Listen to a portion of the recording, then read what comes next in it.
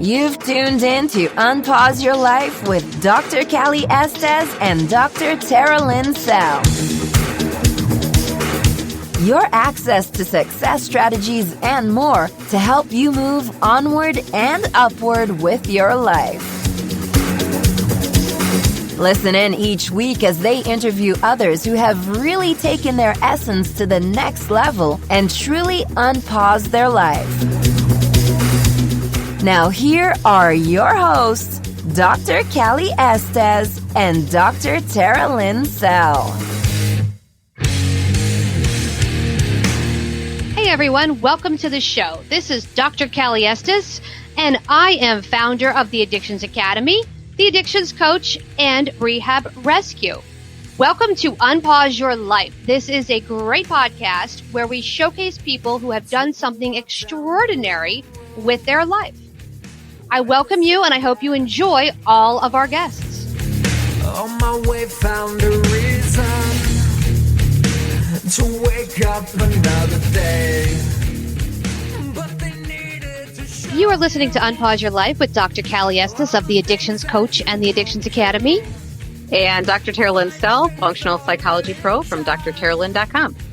Our guest today is Sophie Uliano, and she is a New York Times bestselling author of Gorgeously Green, and she's written 3 additional books on healthy living. She was featured on Oprah's Earth Day show, where she taught Julia Roberts and Oprah her everyday Gorgeously Green tips. Sophie created an accessible doorway for the average person to walk through to a more holistic way of life. She took green out of the yurt and into the real world. Good Housekeeping dubbed Sophie a Mary Poppins for the new millennium. Welcome, Sophie. Hello, lovely to be here. How are you today? I am fantastic. Wonderful. Really well. So let's Love your enthusiasm. I'm like this first thing in the morning, I have to say. It's sort of, my husband is like, oh God, dial it down. Because the moment I wake up, I'm like, I'm ready for the day now with lists of things to do. So that's me. Let's start with that question for you. How do you get that energy in the morning? I'm not a morning person. I'm one of those crazy night people who gets her energy at like 10 o'clock at night, and then I'm up till 3 o'clock in the morning. How do you get that morning rush? You know, I have to say it's not through caffeine, because I don't drink coffee, number one, because I know a lot of people are like, wait a minute, is she drinking a lot of coffee? I think it's because it's really all boils down to self-care. So I'm really disciplined about taking care of myself. And I've got more disciplined as I've got older, because I think sometimes we think of self-care as being, going to have a massage or a pedicure or whatever. But for me, self-care is about caring for myself in the way that I would care for a child, like my daughter. Making sure that I get to bed, at a decent time. If I know that I'm getting up at 6:30, I know the amount of sleep that I'm going to need in order to wake up full of energy and vitality. I need a good 8, if not 9 hours of sleep. So really, the answer to why I have so much energy is, I would say, primarily that I'm disciplined about my self-care with that sleep.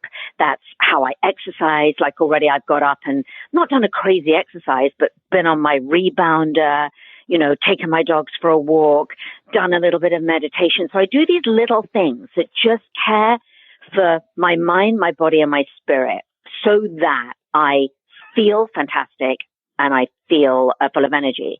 And I think the last part of that may be the most important thing. Probably the most important thing is sleep, and second most important thing is how I feed myself, how I nourish myself. So every morning I make a smoothie that is filled with every nutrient you can think of to give me sort of energy and life. So there's a long answer to your short question. Well, I have a little bit more of a question about sleep, because everybody talks about getting good sleep, but how would someone go about working on getting good sleep? We know the importance of it, but how do we do it? Yeah, and that's a great question, because as you say, and you sort of guilt yourself. And I think it's almost worse if you think, I've got to sleep, because if you have trouble sleeping, that's the worst approach. You just lie in bed feeling terrible. Here's the thing. I think it's really important to set ourselves up for success for a successful night's sleep.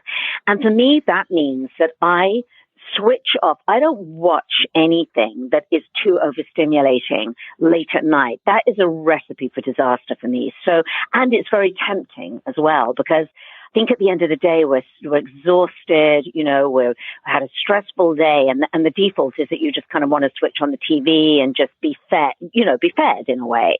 But for me, it can be deceptively stimulating, and particularly if I'm watching something that isn't really sort of chill and sweet and whatever. So I switch off TV, particularly my computer and my social media, at least an hour before I go to bed. And I have a kind of wind down time where I'll have, a really nice long hot shower, maybe use some essential oils, maybe do something, spend a little bit more time on my sort of evening beauty ritual. And I use certain essential oils. I use a lot of lavender and frankincense and things like that, which really, really help with sleep. And then other little things that I do is I always drink magnesium before I go to bed. That is very helpful for me. So when I say drink it, I take I make a little magnesium tea. I find that very helpful. And sometimes I'll alternate that with a sleepy time tea. I have a DIY one that I love better than any of the ones that you can buy at the store that has got specific herbs in it. And so that's the sort of thing I do. And then finally, I give myself time. I get into bed and I read a book, and I try to make the book. I don't read on a screen because I don't want to, stimulate the pineal gland. So I read an actual book, and I try to read something that's fiction and not nonfiction, if that makes sense. Because nonfiction, because I'm such a researcher and I'm always researching as I'm a writer, that sort of stimulates that part of my brain that doesn't need to be stimulated. So I like to kick back with a really good novel. So that's what I do. Interesting. That's super interesting. I use a lot of essential oils myself, and also magnesium is a great natural relaxer for that type of stuff. So yeah, it's really, a lot of people find magnesium to be an absolute game changer, actually. So I think for me, it really is. Mm-hmm. The other thing, and there's one other thing I want to throw in there, because I actually don't have too much trouble sleeping, because I think it's also because I exercise a lot during the day. So physically, I'm really, really tired. But I know some people, like my husband, has a lot of trouble going to sleep. And what he's found really useful is doing some guided meditation apps on this app called Insight Timer. So he'll just stick his earbuds in, and then he finds that to be very helpful. Because I'm aware for those listening that not everybody may find it as easy to sleep as I do, but I have lived with somebody for 18 years who finds it very hard to get to sleep because his mind is racing. Yeah, so it's kind of setting up your good quality sleep starts right when you wake up in the morning, really. You're so right. And I think also because I'll say, I don't know if I'm saying this word right, but the circadian rhythms, really, again, for me, because I travel quite a lot, and they get messed up if I go to England, and suddenly I'm just so aware that I have this rhythm now in my day, because I wake up quite early, and, the light is as nature intended me for me to be up at that time. You're right. You just go through the day and eating the right foods, not drinking coffee or caffeine too late in the day. And exercising is a huge part of it. It really is, because I think that through exercising throughout the day, and I just do little bursts, I'm sort of getting rid of my stress as the day goes, rather than just holding it all in until nighttime, when suddenly it's like, oh, and then the TV comes on. So it is. You just set yourself up throughout the day. Mm-hmm. So I have a client that tells me if she watches anything on TV that's remotely, she calls it triggered, anything bad, anything negative, or like investigative discovery or some murder mystery show, she can't sleep. She's up all night. Where I'm the opposite. Yeah. I watch that stuff to fall asleep. So when it comes to sleep, I think I'm the opposite of everybody out there. Are you the one that drinks caffeine to go to bed too? Oh my God, I could drink caffeine and go right to sleep. That's so funny. And, funnily enough, my husband, that's my husband and I. He loves those, Vice, whatever it is, some documentary that to me is so disturbing and would absolutely give me bad dreams. And he's the opposite. He likes to engage his brain in something that takes him on this sort of bizarre journey. So I don't know. I mean, I don't know what the answer is, but you've touched on something that I think is so such a salient point, which is that we are all so different. So in my teaching as a wellness coach is I always start with there's not a one size fits all for anything, for diet, for beauty, for lifestyle. It just isn't. You've kind of got to work with what you've got. But I do think that a lot of women, particularly who are perimenopause, in menopause and postmenopause, tend to have more of a problem. Not necessarily getting to sleep, but staying asleep. And I see that a lot in the women that I work with. Mm-hmm. That sounds like me lately, but that's why I'm listening intently. I'm like, I need some sleep hygiene right now. Yeah, it is. I forgot something super duper important that is a game changer for so many women. And I say women because I work with women, is melatonin as well. And I'm a big, big fan of melatonin, not necessarily taking it all the time permanently, but to get over a sort of jag where you're just really having trouble staying asleep. Mm-hmm. I think melatonin can be absolutely life-changing for a lot of people. And I've seen it working. So I'm a great believer in it. That's something to try. What I really love about your philosophy, Sophie, is you're like real women doing real things to really improve their life. And when I was kind of going through your book and things, I was like, this is fascinating to me because so much of self-care feels so overwhelming and so many restrictions to wellness. How do you help people reframe this so that you can set them up to succeed when there's so much information out there and it feels so overwhelming? Well, what I do is first off, I always say, look, you got to find your sweet spot, what works for you, and walk the middle road. So I think extremes generally don't ever lead us to a good place, whether it's an extreme weight loss diet, obviously doesn't work, or extreme exercise or extreme anything.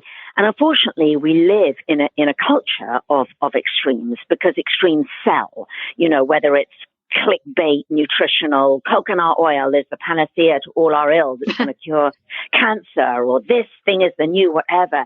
And then everybody jumps on board and sort of does it a lot, and it doesn't work out well. So I'm very much about nudging my clients and myself very much towards a middle path. So it's like, just take the pressure off. First off, let's start with this. Let's start with the fact that your body has innate wisdom. Your body, you have this intuition and this wisdom. It is your sort of inner guidance system. So let's get calm, let's get quiet, and let's start listening to that. Because your body actually, when you get quiet and the noise stops, you know what to eat, and you need to listen to that guidance, and you know what to do and where to go and all of that. And I think a lot of us have become so disconnected from that in this era of internet because it's this information age where everybody's got the information, but we haven't. Well, actually, you do. We got along quite well without all this Google information, 50 years ago or whatever. So that's the place that I start with. It's just really common sense. Let's keep it simple. Let's start with the fact that you know the answers and you do not have to rely on 50,000 health experts necessarily to do that. And when you do rely on the health experts, choose very, very carefully and wisely from people who really hang their hat on evidence-based science, because that's what we have to stick to, again, in the sort of age of the blogosphere. So that's what I do. And then I just say, look, with wellness, start with one thing. just one thing, because I love to use the analogy of having a wellness bank account, because we have our financial bank accounts, very important to us. You know, we feel good if they're in you know, if it's secure, and very frightened if it's not.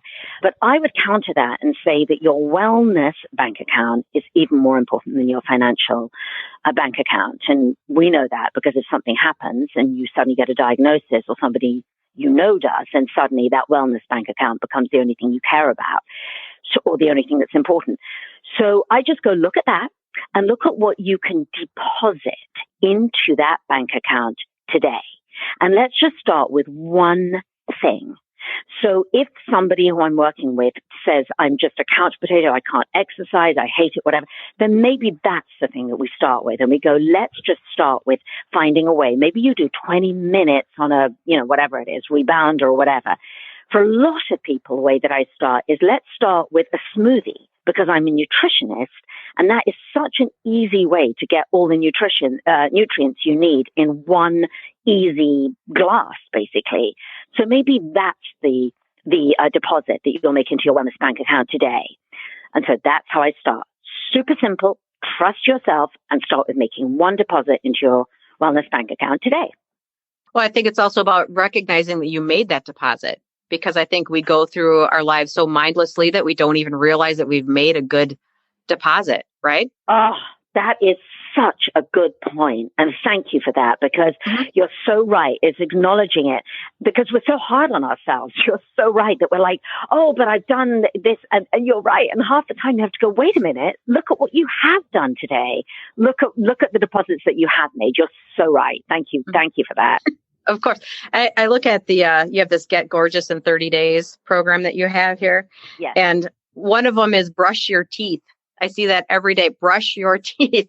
And I'm thinking to myself, that is so simple, but often so overlooked. Like, you know, even brushing your teeth to the point of being mindfully brushing your teeth, right? Absolutely. And the reason why I put that at the very beginning of the daily program is because there's just a little sort of morning ritual, which is if you drink something like lemon water, or actually pretty much whatever you drink, if you have bacteria in your mouth, that's where the erosion can happen of your enamel. So it's just a really simple thing, like get up straight away. And there's lots of little tips I give. One of the things is have your yoga clothes, your workout clothes on the end of your bed, or the chair on the end of your bed. So that's the first thing that you slip into instead of your robe. Because once you're in your robe, it's hard to get out of a robe. Once you're in your yoga clothes, you're like, oh, hang on a minute. Got that on, might as well go for a walk, or might as well get on a rebounder. And then to have brush your teeth, and you're like, oh, my mouth feels great and fresh and alive. And then I'm going to have my lemon water. So it's a sort of little progression, and you build a little self-care morning ritual for yourself. And after time, very quickly, it becomes a habit. And this little ritual, instead of being, oh, this big wellness thing that I've got to do, it's like, oh, no, I just do all that automatically. That's how it works. You just build on it. It's so interesting you said put your yoga clothes on. That's the very first thing I do is I put my gym clothes on, and I am in them all day. And if I haven't worked out at 10 o'clock at night, I'm going at 10 o'clock at night. So Love it. Yeah, that's sort of how I get myself motivated and have my clients do the same thing. So that's an awesome tip. Get up, get out of your robe, and get into your workout gear and get moving. Yes. Totally. I don't even let the robe get on my body, because I have a really cozy one of those Barefoot Dreams robes. and once that's on, it's a real problem to get out of it, because it's so cozy, so that's like, that's for nighttime. But yeah, I'm with you on that. Totally with you. I'm just writing down, get up, put workout clothes on for myself. And it's not, I have to say, when you put them on, for me, because I have the yoga pants, like the kind of Lululemon tight style yoga pants, and it takes a bit to get them on. They're tight, these things. You know what I mean? You've got and it's cold, and I don't look forward to that moment. I'm going to be honest, and I'm struggling into my sports bra. That's like, takes some mechanics to kind of like squeeze in, particularly if there's straps and crisscross on the back. So all of that can take a minute, but here's the key is I don't think too much about it. What I've always, almost like my motto in life is just do it no matter what. No matter what, just do it. And I have to say that to myself so many times because my experience is that through taking the action, then everything else follows. Then the mind follows. And the action literally is squeezing into the yoga pants. Then the mind, as you said, the mind follows and I'm ready to rock. And it's like that with every single thing that I do. It does. And I'm even looking at some of the stuff in your book about taking care of your skin. And as I was reading that, I was thinking, again, obviously the skin is a large organ and we don't really pay attention to it, but there's something that feels so beautiful when I put a really lovely lotion on it, or it just feels like you're doing something for yourself that's special, but it's a daily thing, right? Absolutely. And, I've been sort of studying and been in the kind of green beauty space for a long time now and review hundreds of products and do DIYs and all that. And so for me, I think the reason why I love it is almost like my hobby is I just love the idea that you can create a ritual for yourself as a woman with these beautiful products, whether you make them yourself or buy them, that just much like food, that is nourishing. It's going to nourish and care for your skin, and it just feels so good. You can do like your own little mini spa every day, but you can do it in 5 minutes. Yeah, and again, if you do it, then your mindset will follow, right? I just did this wonderful thing for myself, and you're setting yourself up for success for the whole day. Exactly. 100%. And even on a day, we have to look at those days, or I do, even on a day that is quote unquote a bad day, and we all had those days, when everything goes wrong and nothing goes as planned, or you get hit with a 2x4. If I can get into bed at the end of the day, and like you said earlier, in our conversation, you said, if I can just look at those 2 or 3 little things that I did for myself, those little deposits that I made in for me, that those things really make a difference. Those things add up. And so that is, whether that is I did a lovely face mask in the morning, or I flash dermaplane my face, which actually I need to do, or whether I, did my smoothie or whatever it is, I think those things add up. So you're not looking at the day, as being a wash. It's like, oh, that was an awful day and I did nothing for myself and I feel horrible. It's just like, it's so easy just to do those little things that just move the self-care needle. And as you said, in moving that self-care needle, I get to reframe how I feel about me, which is kind of important. Yeah. And I tell my clients at the end of the day before you go to bed, reflect on all those positive, good things that you did for yourself. Reflect on all the positivity throughout your day instead of, literally dogging yourself at the end of the day for not doing things. I'd rather sleep on that positivity than sleep on that negativity. Yeah. To set your stage again for the next morning. Mm-hmm. Yeah, absolutely. Yes. Well, this has been very informative. Sophie, how can our listeners find you? Well, they can go to my Facebook, which is Sophie Uliano, Uliano.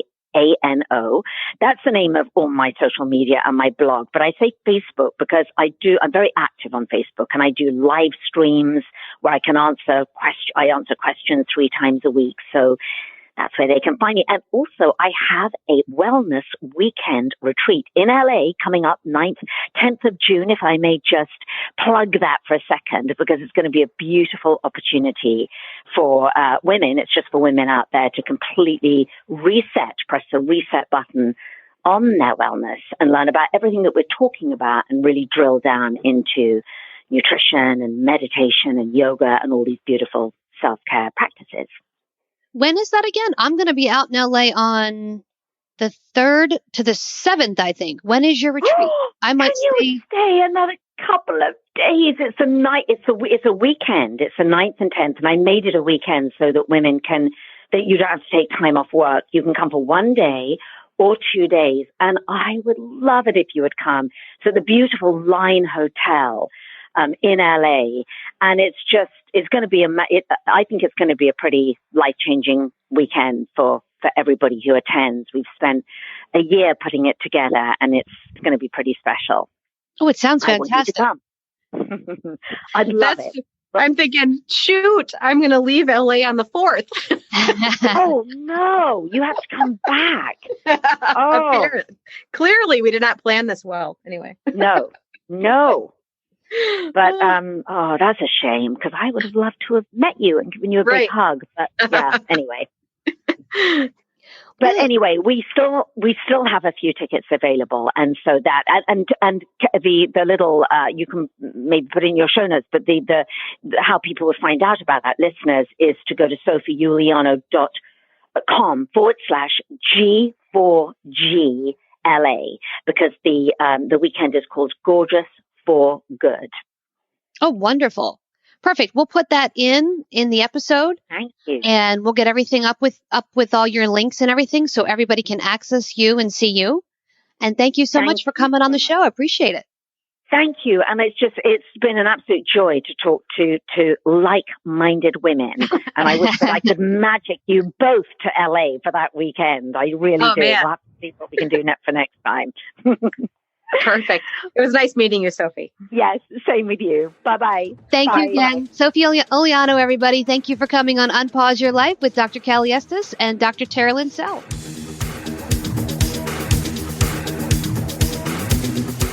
Hey, everyone. Thanks again for listening. I really hope you enjoyed the show today.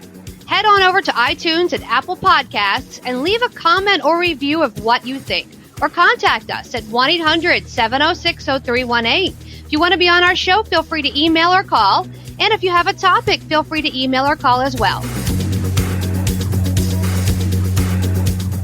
Thanks for listening to Unpause Your Life. For show notes and more, head on over to unpauseyourlife.com.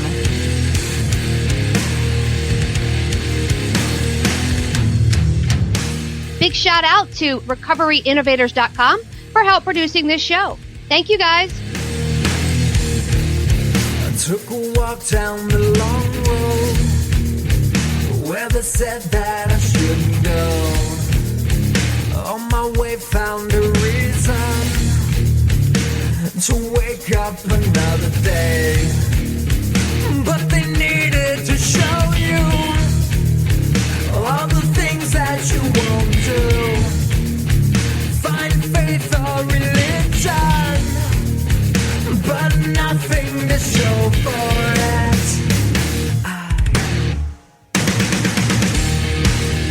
No need to escape, in love with my pain. I may be weak, but I'm alive, still alive, and I won't be bound by your mistake. No, I won't be your enemy, trapped at the gate. Bring me to life, put me to death. Just give me something that's just not so hard to believe. To believe. To believe.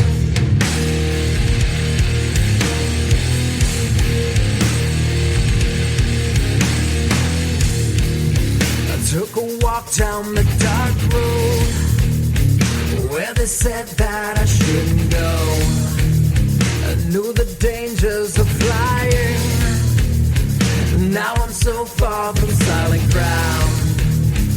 But they needed to show you all the things that you won't do. Find faith or religion, but nothing to show for it.